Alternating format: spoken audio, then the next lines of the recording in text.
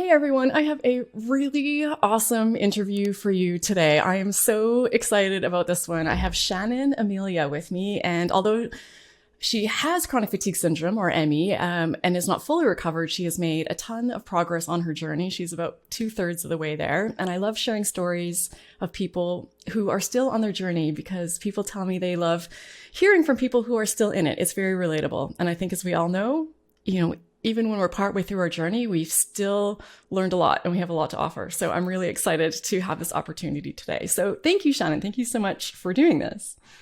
Hi, Raelan. It's lovely to be on here. It's lovely. It's really nice to meet you. So why don't you tell everybody where you are in the world and a little bit about yourself? Yeah, I'm currently based in England. I was born and raised here. I live in a little county called West Sussex, which is about an hour away from London. So you're here obviously to talk a bit about your journey, your health journey. So can you take us back a bit? What has this been like for you? Yeah, so my health journey really sort of started when I was an unhealthy child, but I was never, I'm, for as long as I can remember, I was always sort of in and out of hospital and unrelated reasons in my health and my journey. So I guess like right at the beginning, the first thing that I should start with is our education system. My health really started to sort of become affected when I was about 14, sort of because of my school and education life. Because up until sort of 14, I didn't really care about school the same as most kids, I think,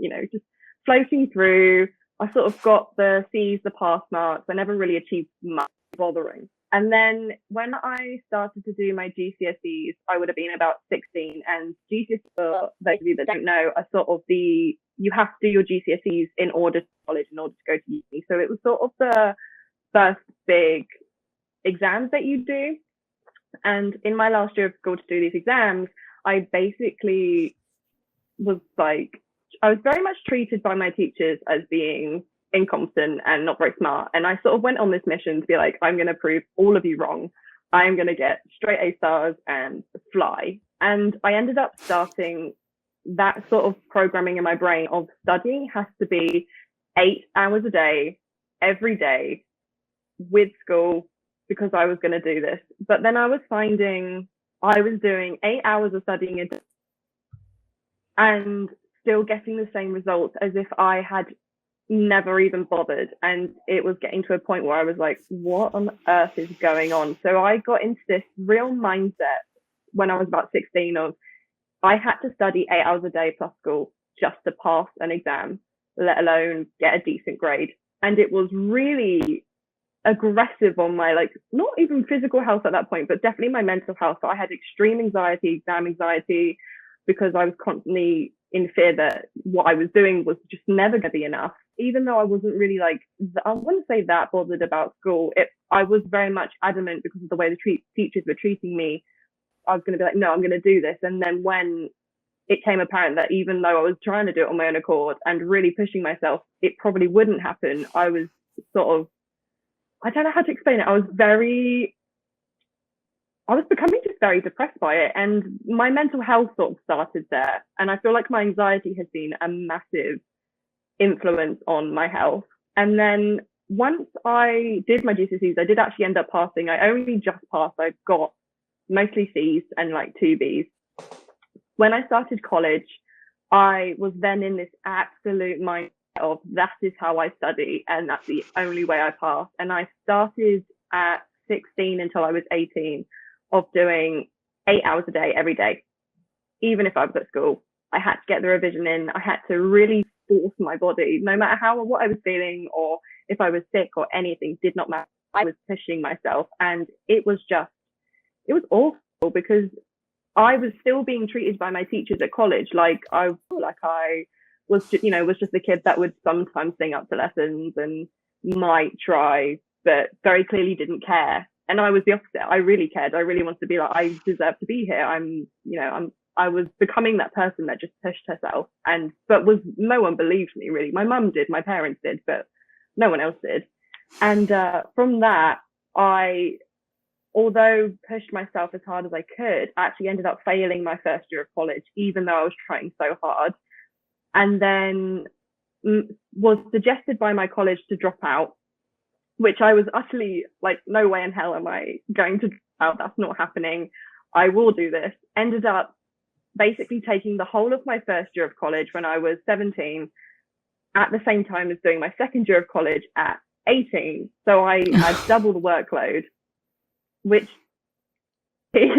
which meant I wasn't just doing 8 hours revision a day, because that was, for one subject. I now had two to do. I was just like, I had no life. It was just sleeping or studying. And I basically noticed that's basically when my health really changed with the ME and CFS. In that second year of college, I didn't notice it as much just because I was so focused on the exam. I was literally just studying and sleeping. There was no in between. And I started to fall asleep in really strange places because I was just so mentally and physically exhausted. It would be like my mum would make me dinner because, I'd be living at home, and I would just fall asleep in the middle of dinner, or I would fall asleep on the sofa. And it wasn't necessarily CFS at that point, because I was still able to, the kind of exhaustion that I feel now, I just couldn't keep my body awake. It was really odd.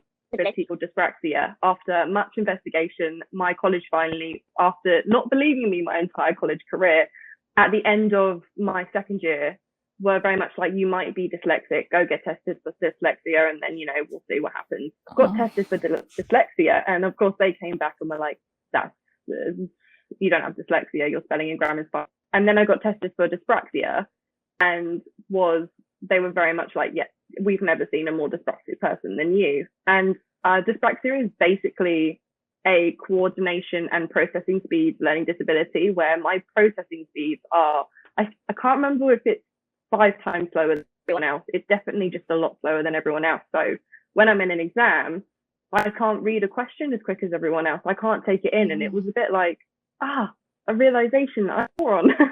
There's a reason why I can't do an exam the same as everyone else. And that really helped that, but it didn't stop, obviously, all the previous exam stress and the amount of studying I had done.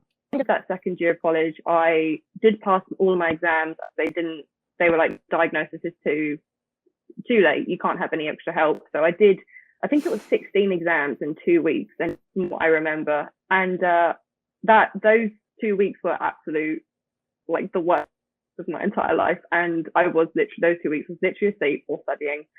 And then after that last exam, I pretty much, it would have been from July until the September when I had planned to go to university. I just did nothing and slept. And I remember my mum telling me at the time, my mum actually is also sick with CFS and ME, and has been for as long as I can remember, although she's at I'd say about 55% at the moment, and she goes up years, and I've never really thought about it. Because of how I responded after the exams, she was watching me very closely and was very much like, these signs are, I'm worried about you. But in that summer, I just seemed to, I don't know if it was just because complete rest for a month or two, but I crashed probably for like that first month and then just got better. I just seemed to make a full recovery, wasn't bothered. By that point, I got my diagnosis for dyspraxia. It was like, with the dyspraxia diagnosis, I'd have, my extra time in exams for uni, I'd have the extra help. It won't be as much of a stress. It's okay. I'm not a complete muppet. I've got this. And that, I think it took a great big weight off me at the time. So that sort of was like my beginning to education. And I went into law, which is quite an academic subject. But I do love it. I do love law. And I started doing my law degree. But unfortunately, I look back now and I realize this, but I didn't at the time. I was so conditioned and so programmed to study in a certain way, even though I now had help, I didn't stop. So I was now doing my law degree the same way I'd studied everything else, and was trying to do 8 hours revision a day, go to lectures. I was trying to cram as much as I could from day one to make sure I didn't fail, because of the anxiety and pressure of failure. And also the sort of, I still need to prove myself. I have to prove myself. I've got to push myself. It doesn't matter how I feel. It doesn't matter how ill I am. I have to go. And I really started to decline again. Not massively. It was never to the point of college it was just sort of, the constant rundown. I started to complain quite a lot about having quite severe back pain. I was obviously staying in a chair for a long time studying, and my back pain would be intense to the point where I thought I had like ripped a muscle. It was really odd. And I had actually had this back pain for a long time, but because I was studying for so much, it was the studying that really made me think this sucks. And to cut a long story short, I went to a physiotherapist who prodded about after a good sort of 6 months and said, I don't understand why you're feeling pain in the places you're feeling pain. That's so weird. Sent me for an MRI scan, and it turned out I had 2 fractured vertebrae and a degenerated disc. And they're not even sure how I managed to do it. They're assuming I did it when I was about 13. It could have been off falling a horse or a growth spurt. It could be anything. The way that these injuries were, they were against my nerves, my spinal canal, and that then generated this intense pain continuously that never stopped. And I then found that it just kept getting worse, no matter what I did, or actually with the studying just always made it worse. And it was absolutely awful and terrifying. It was really scary on sort of my mental health to just, be told that you've now got a fractured spine. And my doctor was quite scary about it. My surgeon at the time was like, oh, you might never have children. It was all this kind of, later in life stuff you probably will never have. And I was just a scared 19-year-old, 20-year-old at the time. It's just, there were constant things on my mental health and my physical health that just never stopped. And I was so exhausted and afraid. My surgeon turned around one day and said, well, if you want to have these cortisol injections into your spine and they will numb your sort of core, and you can do really intense physiotherapy, really build up your strength. And from that, you can really start to rebuild your life and you won't be in pain anymore. I was like, okay, great. But looking back, still not the greatest of ideas. I had quite a few summer exams with my degree, did the summer exams, and then the day after my last exam went in for the injections, which I was put under general anesthetic for. And I basically just woke up from that and never went back to normal. That was quite literally the trigger that my body just seemed to go, yeah, no more. We've had enough here now. And that's kind of it. That's kind of taken me up to. Shannon, I'm sorry. That sounds like such a nightmare. I can't even imagine what that was like to go through at such a young age. I'm really sorry you've had to go through that. It's amazing almost that your body didn't crash sooner. Like, that's an intense amount of pressure and stress. And it was a really sort of strange experience, to be honest, because I went under. I mean, I was exhausted, but I went under and then woke up and they were all, the injections are fine. Was very woozy when I got home. 2 days later, continued to be the same woozy. And it was very much like, this isn't normal for general anesthetic. I shouldn't still feel the same after a couple of days. It should be out of my system. Called the surgeon, my doctor, and he was like, oh, it's fine. Sometimes this happens, whatever, leave it. And then I basically went to just go see my grandparents maybe 4 days after. I thought I felt okay. Went to go see my grandparents and just suddenly realized how much pain and intense, like just all the normal CFS symptoms that you get, the face pain, the body aches, the brain fog, it all sort of hit me at once. And I remember it. And I just sort of felt like my body was going into some strange spasm because I just could not control how much everything was hurting me. And I got driven home by my grandparents. I fell on the floor and I think I just went into unconsciousness. I don't remember going to sleep, but I remember my mum saying that she looked after me and she was worried about me. And then when I woke up the next day, from that day and for the following, I think it was about 4 weeks, I couldn't walk.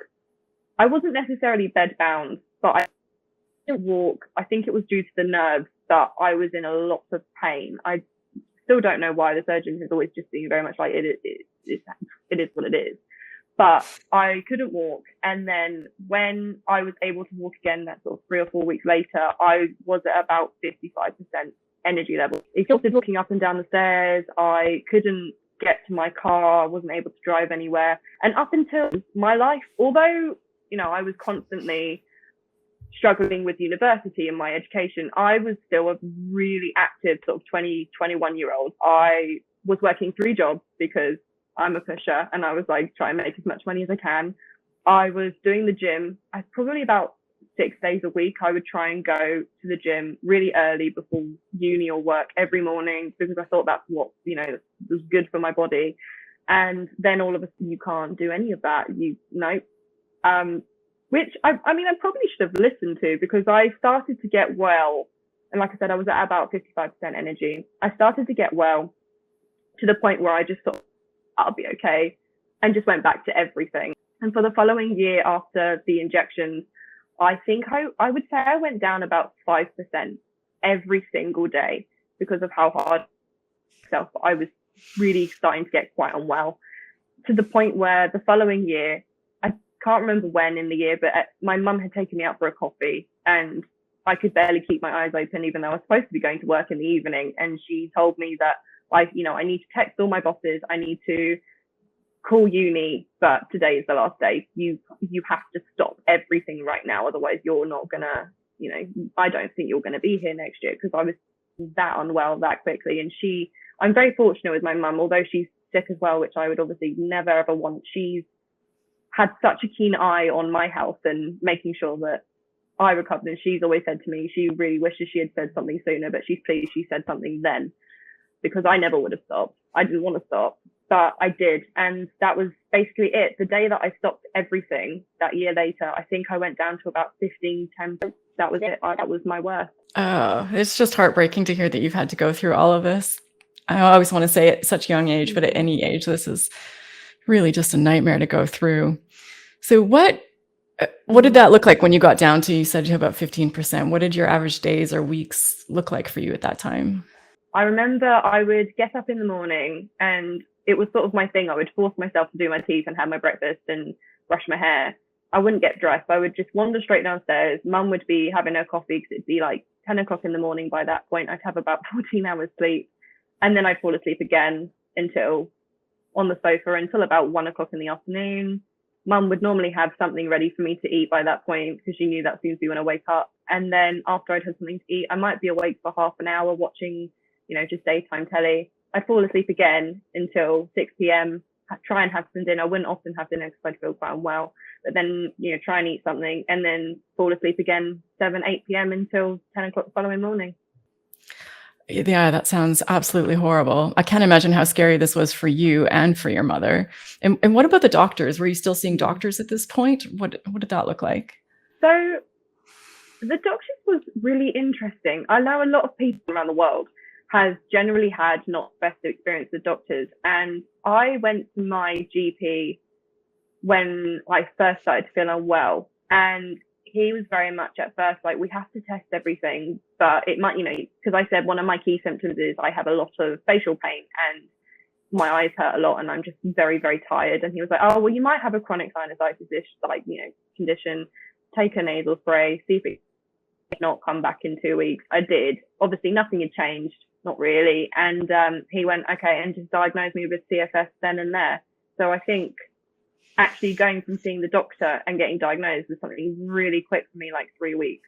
I don't know why he was so, oh yeah, it's just this, because I didn't realize not all doctors are like that at first. I just thought that was the norm.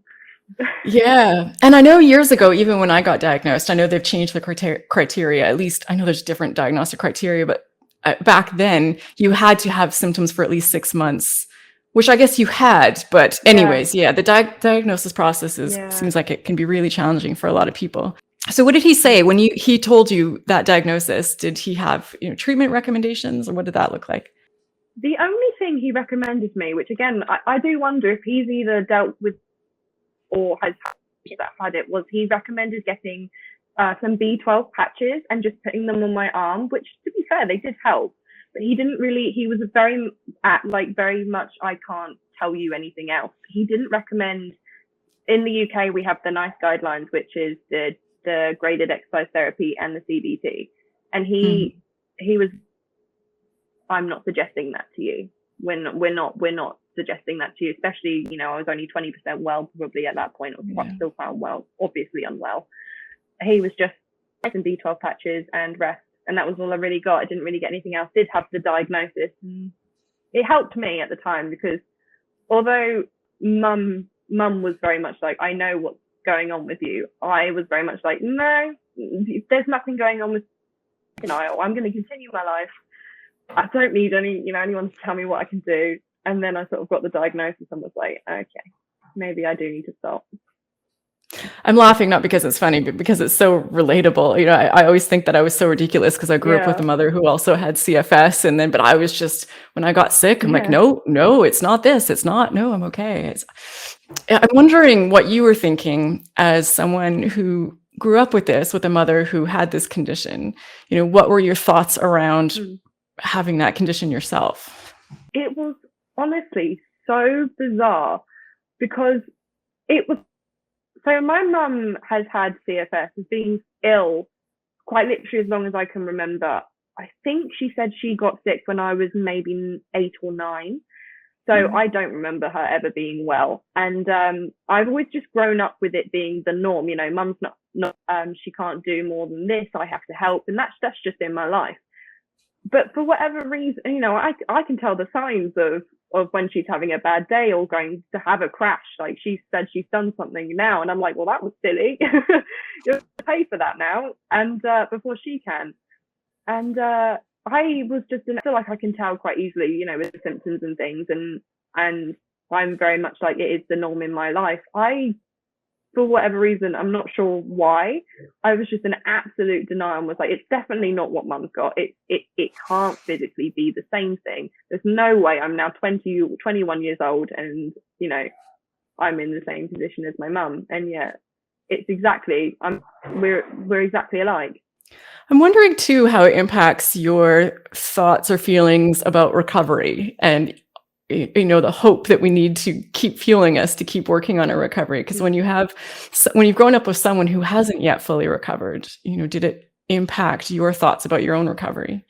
Yeah, definitely. It was when I've had really bad days, it's literally been the absolute pinnacle of I'm never going to recover, is because mum's been sick for 20 odd years.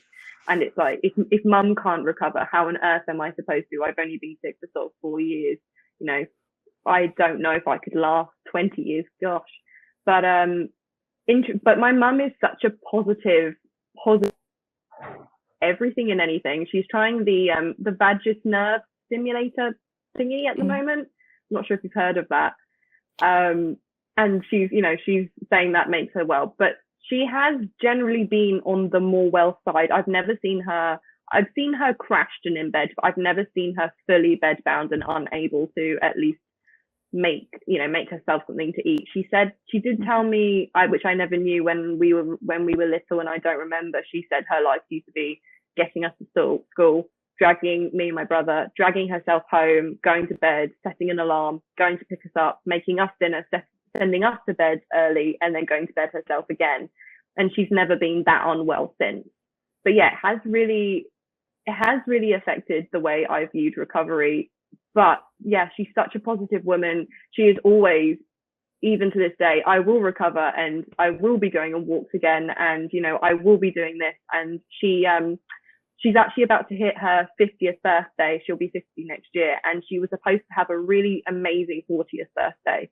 And she was just so unwell at the time. She cancelled everything, and she was really upset about it. And now when for her 50th, she's having this incredible party that she said she's waited 10 years for, and she's so excited. And yeah, she's just incredible. Oh, I'm so glad to hear for both of you that she's making progress, and also that she has this amazing attitude, because that's got to help you with your own thoughts about, what your future is going to look like. Yeah, and you've made progress since that point where you are almost completely in bed. So what sorts of things have helped you get from there to here? There were sort of 3 key things I think that really made me better to where I am. The first thing was definitely I did completely crash and really went downhill, which I think was needed, because the day I stopped everything, my body just went and just disintegrated, is what it felt like. but it felt like that's what it needed. That's what it wanted to do and had wanted to do for quite a long time. And I think a lot of people relate to that as when they stop working and stuff, they taking this year off and finishing university and my jobs and everything. I took a year and a half off before I went back to university to start my master's. I was within 4 months of finishing my actual degree, which is when I stopped originally. But I decided to take an extra year off. So I ended up having this year and a half off. And in this year and a half off, I stayed at my mum's and I did nothing. I did the absolute bare minimum, even when I was at about 55% well. And I literally spent all of last year in the garden sunbathing, watching telly, and sometimes I might bake something. Sometimes I might have a bath if I felt up to it. But I didn't even socialize. I lost a lot of my, my social side with my friends and things. I just stopped everything. And that year and a half, the complete and utter rest with nothing to worry about, no bills, no job, no nothing, was an absolute just what I needed. And it's so difficult to be like, I can't sit here and everyone should do that, because not everyone has a choice to do that. But it did definitely really give me the boost that I needed to get out from being that such a low energy percentage to that, just to a point where I could have a life, because before then I couldn't have a life. And then in that gap year, I started to really think about pacing. Because I'm such a pusher, I hate pacing. I absolutely hate pacing. I don't want to pace. I don't want to rest after every activity. I want to get on with my activities, get them done, and then do something fun. I hate it. I'm laughing because I totally get it. I still hate pacing. Because pacing, I think, is something that is for everybody, which is something that some of us didn't realize going into this illness, which helped make it worse, I think, sometimes. But even now, we all have to be careful, right? We don't want to burn ourselves out. You can still, even if you don't get fully sick again, it's so hard for me to put those limits on. And I just love to hear you say, honestly, I hate pacing. Me too. And then I guess just apart from pacing, my diet, I found that when I first got sick, I became allergic to some really random things, and I couldn't always identify what it was. Before I was even sick, I've always had a dairy allergy. I've always just been fully allergic to dairy, and if I ate it, I would go into an anaphylactic shock. So that's always been a no from me. And then when I got sick, it became gluten, all the normal gluten, wheat. I became allergic to shellfish and whitefish like cod and haddock. No idea why. Just became one of those things I couldn't tolerate anymore. And I basically just decided, my mum and I both follow Dr. Sarah Myhill, who's a UK doctor here, who's quite a big CFS, I say advocate, she's an advocate. And she did a traveling roadshow, and she actually came to our house. It basically is a diet where you eat very clean. You quite literally have fruit, veg, fiber, and meat, and you don't have carbs. You can have, you don't really have carbs, and your energy comes from fats, oils, and meats, and the veg and stuff. Really removing the rubbish, the junk, the crisps that I was eating because I wanted to come through.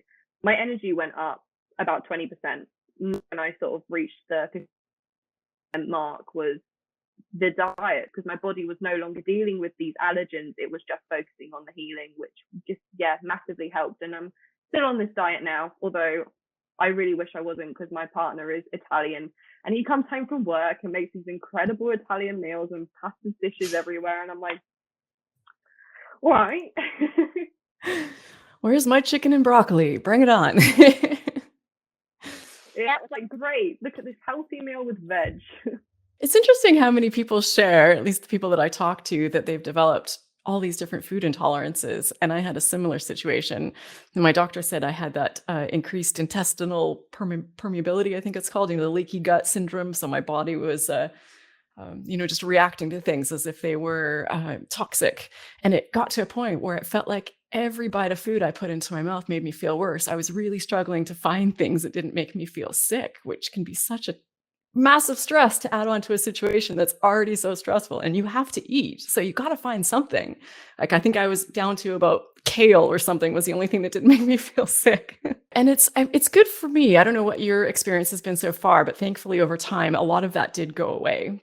And some of them that I reacted really Yeah. severely to, like rice, I couldn't eat for years. And it took a long time, but just in the last year, I was able to start eating it again. So perhaps, down the road, some of this will calm down for you as well, and you can have a bit more pasta. That's the goal. That's the only goal I want. That's the one thing that keeps me going is when my mum's like, "What are you gonna do when you're fully recovered?" Big bowl of pasta. All right. So you said, so it sounds like cutting things down in your life, getting a lot of rest, really simplifying things, some pretty radical changes to your diet. And what else helped get you to where you are? Probably, I guess the other biggest thing was mental health and my anxiety. I really had to learn fight or flight system, and it didn't matter what it was. It'd be like I'd create a YouTube video when I started my channel last year for fun, just purely for fun. And I was like, this is awful. Like, what are you doing? Why are you even trying? You're not going to get anywhere. And it was really, I've really had to train myself the last sort of year and a half to stop putting so much pressure on myself and really cope with the anxiety. And I actually ended up taking a cortisol test from the suggestion of Dr. Sarah Myhill, and it turns out that I have an element of PTSD. We're not really sure why, but I do have an element, and my body is in this constant fight or flight, which is probably from the exam, to be honest. And I'm really having to train my brain to not be in the point where my boyfriend would be like, "Oh, I'm gonna make this for dinner," and I'd be like, "You can't do that, it's the end of the world." And I was just spending so much energy, like a massive portion of my energy that I had on worrying about stuff that really didn't matter at all. And that's sort of what I'm focusing on right now while I'm sort of on summer break from uni. Anyway, is just the end of the world, and I really need to just let as much go as I can. If it's not, it's probably not worth worrying over unless it's serious and unless it'll actually come about. And I'm just at the moment working on that by doing I try and do a guided meditation at least once every sort of 3 days. I'd like to say I do it every day. I don't. I don't think anyone does. If they say they do, they're all lying. That's not true. But I like to sit and really listen to, like, just some rain sounds and just focus on my breathing. And I notice when I do that a lot, I often do things like realizing hold a lot of stress in my body by doing, just normal daily activities, because I'm just worried. So I'm just, at the moment, that's just sort of what I'm focusing on. And it is definitely helping, the letting go and sort of, look after myself a bit more. And this is how we connected, because you do share a bit of your story and a bit of your journey, publicly in different social spaces. And so what prompted you to start doing that? Because that can be a scary thing to do. It was honestly terrifying. In my year off that I took, I was bored. I was really bored. But I wasn't well enough to do anything. It wasn't like I could be like, well, I'm bored, I'm going to go back to work. I need a hobby that I can, just take some fun in, not to spend too much energy doing, and just enjoy it. And I just thought about YouTube for a long time. My camera, I had saved up quite a bit and invested in my camera, and I just basically just started videos. And it was really scary to start with, because I didn't have Instagram at that time. So I didn't have the sort of basic, the basis of following other people. It was completely out of the blue. And I was very much like, what would I like to see when I'm struggling? And it was like, oh, wow, there's this whole world of other people who are already doing this. This is incredible. This is such a wonderful community. And that's sort of where I just started to create content, was just, if there are people out there the same as me, I want to be able to even just shed some light. They might all watch me and think she's absolutely bad and what is she doing? But I absolutely loved it. I love the fact that at least one person out there might think, oh, that's so interesting. That's really helped me. And from that, I just, continued and just love it to this day. That's amazing and good for you. I know I know firsthand it can take some courage, and it can be a really scary, overwhelming thing. That the night before my Yeah. first video went up, I actually took some sleeping medication. Like, I couldn't sleep. I was just so scared. I thought the internet was full of all these Yeah, I can mean understand people, that. and they were going to attack me. And what was I thinking? It was my first video. Nobody cared. Like, nobody watched it. It just like Yeah. went off without a ripple. There was no drama. And for the most part, like 99% of the time, people are just so supportive and so incredible. And we just make these connections with people. It's just, yeah, I know exactly what you mean. Just having one person write to you say, this video really helped me on a hard day. And I just like, it was all worth it. This is amazing. So what is going to happen for you next from here? What does the future hold? I have no clue. I am so undecided because I've always been, this is what my life will be like. I will go to law school, I will become a lawyer, and I'm going to work in criminal, and I'm going to be the best I can possibly be. But now that I am where I am in life, I'm learning very much that a slow paced life really isn't the issue. It's really not a problem to live your life that bit slower than everyone else. And, you might do things part time, you might not do things at all. And who cares? No one's paying that much attention to you as much as you are to yourself. And I'm just thinking at the moment, I'm doing my master's degree in law. So I finished my degree. I'm now doing basically the training you have to do in order to be a solicitor. And I'm doing that part time. It's normally a year course. I'm doing it over 2 years. So I have the summer off and I'm going to go back in September. And I'm deferring all of the exams as well. So I don't take them all at once, which is probably a bit naughty, but it's fine. And then my original plan was once I've done that, I'm fully trained, I can be a solicitor, I want to practice, but I don't know if I want that intensity of a life anymore. Maybe I'll just work part-time and if I'm well enough, I can do a couple of days. But at the moment, the way my life is, it's mostly just YouTube. I really love doing my YouTube.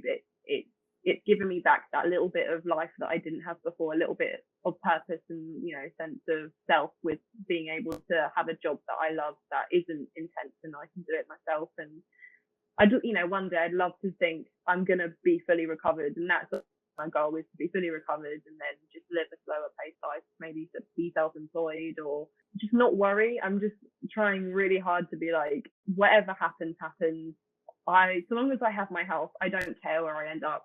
And I just really like the slower paced version of my life now than the intensity it used to be. And I know that would have never changed if I had never become sick. So that little silver lining for me, just try and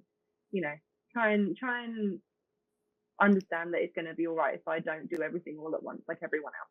I wonder, I ask people this all the time, so I'm sure you could see this question coming, but I always love to know if you have any thoughts or any suggestions or what you would say to people watching who are facing this, or what you'd say to yourself if you could go back knowing what you know now. There's a couple of things I would definitely be like. The first thing would just be, don't be afraid to live your life differently to everyone else. I feel like everyone is conditioned at the moment that you have to live your life in such a certain way. You do college, you do your degree, you go to work, you work 9 to 5 every day, you then have children, and then you die. And it's very much, if you don't adhere to these standards, if you're not working 9 to 5 every day, if you've not got a degree, all of these things, then there's this automatic, you don't deserve help, you don't deserve, you've not adhered to what everyone else can do, forget it. And I think the biggest thing to remember is it doesn't matter if you don't end up ever doing anything. You live a slower paced life, do it. No one else really cares. You're not a failure for taking baby steps rather than massive strides. And that's something that I always try and remember myself is, sometimes I get frustrated, oh, for God's sake, I haven't finished my course yet. I'm not a full-time lawyer. I'm not doing this. My YouTube's only at this amount. Why am I, and it doesn't make me a failure or any less of a person because I'm doing that. And I feel like a lot of us with CFS get into this real rut of almost feeling inhuman because we're not capable of doing what everyone else can do. I have to say no to so many social events. And it's like, none of my other friends have to say no. And when they ask why, it's like, oh, because, I physically can't. And they're all like, oh, okay. And it's just, the biggest lesson for me is just, it's all right. It doesn't matter. You're not a failure. And then sort of like, I would say, just find your passion, the best way to cope when you have to keep at yours. So whether that's, I don't want to say a favorite book, but something that you can go back to, whether that's knitting or you can buy different nail colors or sewing. Mine is YouTube and always has been since I found it. That one thing that you can just keep no matter how sick you are, that rather than just being stuck in your own brain. Obviously, if you can, obviously some people are so ill that they haven't even got that chance, which breaks my heart. But if you can find your passion that keeps you going, I feel like that gives you so much more purpose in life than, and the biggest thing is just because you're doing life differently, you're still doing life, you still got it, and no one's looking at your life as intensely as you think. Yeah, it's that all really resonates, and that was really, really well said. Thank you for that, Shannon. And it's so true. So many of us walk through life. I think they call it the spotlight effect. We think that everyone's watching everything that we do, and that everything we do is so important. Whether I work full time or part time, or whether I go to that party or I cancel, or how many subscribers my YouTube channel. Nobody cares. They're focused on their own life, but it's so hard to break out of that. We have this inflated sense of importance, or I don't know what it is, but just getting over that. And, I used to think it was just stopping worrying about what everyone else thinks, but the real breakthrough is realizing that no one even is paying attention for the most No part. one cares. Well, if people want to, obviously all of your stuff will be linked in the video description, but if they want to find you, tell us the places that they can do that. Yeah, my YouTube channel is Shannon Emilia, and my Instagram, I'm often on responding to DMs, so if anyone wants to send a message, go ahead and send me one there. It's CFS and Shannon.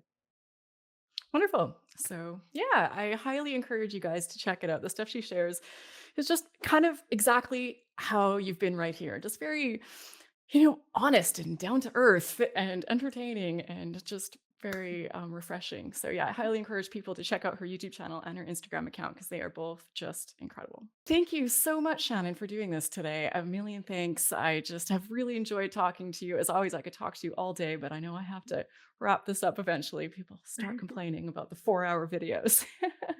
But I really appreciate you taking the time. Yeah, thank you so much for having me. I've loved every minute of it. And thank you to everyone who's watching, of course. Looking forward to your thoughts and questions in the comments. I'm sure we're both happy to answer them there as well. And that's it for today.